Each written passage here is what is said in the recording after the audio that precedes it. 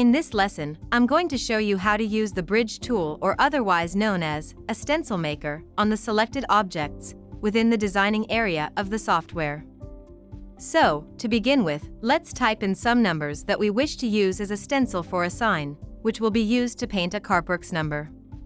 To do this, make sure the objects are selected, and then go up to and click on the Plugins drop-down box, and select the Bridge tool.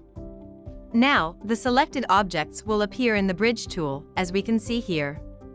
Next, we want to apply our bridge or stencil shape in the correct area. So when we cut these shapes out and weed out the excess material, we will have a stencil ready to use for our project. Next, we need to set the width, which I will set to 1 inch in this edit box.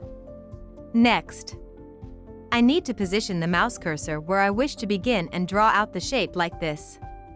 Since I have Auto Snap switched on, you can see the line is snapping perfectly.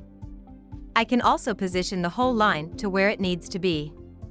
As you can see, I can set any angle I wish and move the end points to any position that suits the artwork. I can delete any line I wish using the delete button, and draw a new line wherever I like. I can click preview to see what the end result will be before committing to the design I have created. I can use the zoom tools to zoom in and zoom out, and also zoom to all. When I am happy with the artwork, I can click apply, and the artwork will be returned into the designing area of the software. To be able to use this as a stencil, first I will view the project in wireframe view by clicking here. Next, I simply draw out a shape over the artwork I have just created, leaving enough room for spray painting this as a car park sign.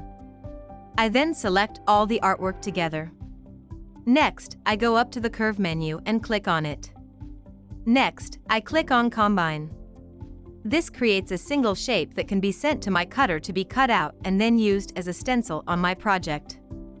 And that's the end of this lesson. Thanks for watching.